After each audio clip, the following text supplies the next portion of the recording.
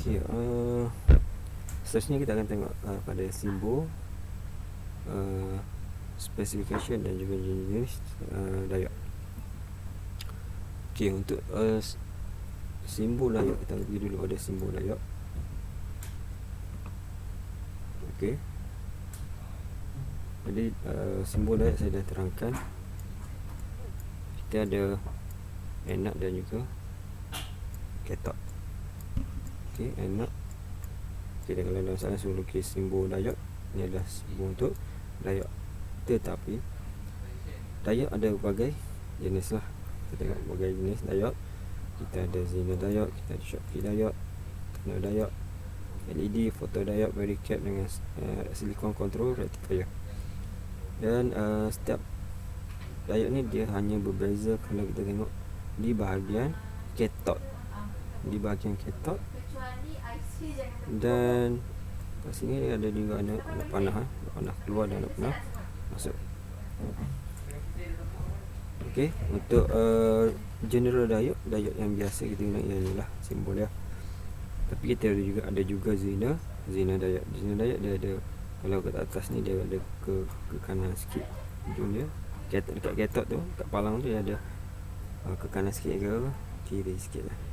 Okey, still lagi anode dengan kathod untuk Zener diode. Zener diode ni kita guna sebagai pengatur voltan. Okey, pengatur voltan. Kemudian kita ada Schottky diode. Schottky diode untuk fast switching. Okey, untuk on off dalam meter lagi laju kita tak boleh guna general diode yang biasa ni kita terangkan, kita pakai Schottky diode. Dia untuk switching dia lagi laju lah. Okey, simbol dia seolah macam Zener diode, cuma dia ada pula ke bawah sini. Ni naik atas. Lekon. Okey, kemudian kita ada tunnel diode ni bahagian mungkin untuk bahagian turning. Okey, turning siaran lah, untuk tune siaran. Okey, dia macam tu hujung dia. Okey, kita ada LED, light emitting diode. LED sama macam macam diode, cuma ada anak panah keluar dua ni menunjukkan dia emit cahaya, menghasilkan cahaya. Untuk photodiode, cahaya dia masuk ke dalam lah, diterima ataupun receive cahaya. Okey, kita ada varicap. Cap menunjuk pada kapasitor. Kalau kita ni dia ada macam simbol kapasitor ujung bahagian kathod dia. Nama dia varicap. Kita boleh ubah dia punya nilai kapasitor lah. Ni varicap. Biasa untuk turning siaran. Kemudian kita ada silicon control rectifier. Ini ada, dia ada gate satu Ini kita boleh kawal lah gate, ataupun kita labelkan dengan G. Anode kita tak perlu nama penuh pun, kita tulis A saja. Kathod K dan gate G. Okey, gate. Jadi diode siap ni kita boleh kawal lah. Kalau diode yang ni kita tak boleh nak kawal dia, sebab dia tak ada satu kaki lagi untuk kawal. Okey, itu jenis diode. Okey, apa yang kita perlu tahu untuk diode ni adalah setiap diode yang disambungkan secara forward bias. Okey, forward bias diode yang disambung secara forward bias sahaja, dia ada voltage drop pada diode. Contoh, kita ada diode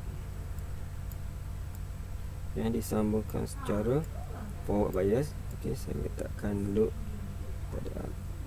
Dia tak boleh direct diode terus sambung supply, sebab nanti current tinggi dan diode boleh rosak ataupun short kan. Jadi untuk dapatkan forward bias bahagian anode,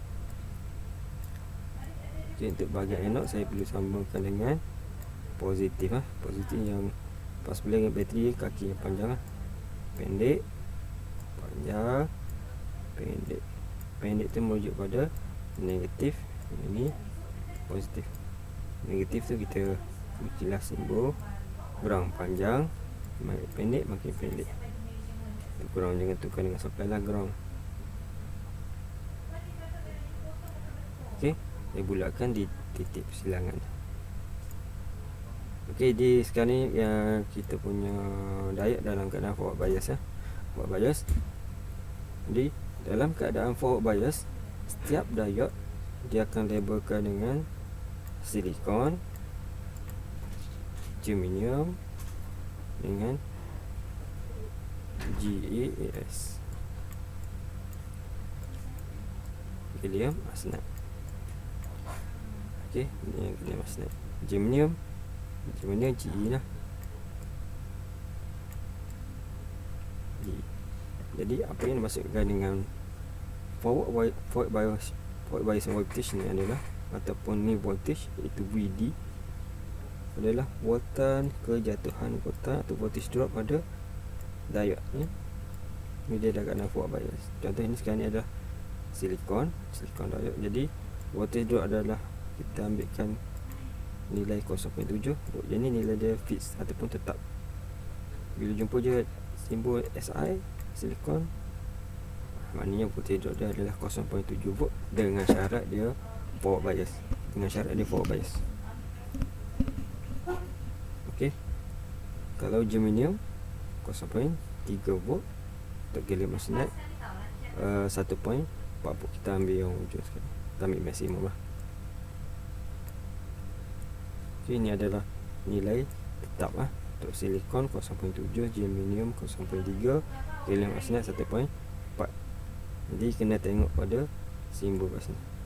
Kalau Si silikon, maknanya kita tahu silikon 0.7 volt, kena tahu yang tu. Kalau Ge maknanya 0.3 volt voltage drop dengan syarat forward bias. Okay, anode jumpa dengan positif, cathode jumpa dengan negatif. Masa reverse bias dia tak ada voltage drop. Okay, voltan dia bukan voltage drop, tak panggil voltage drop.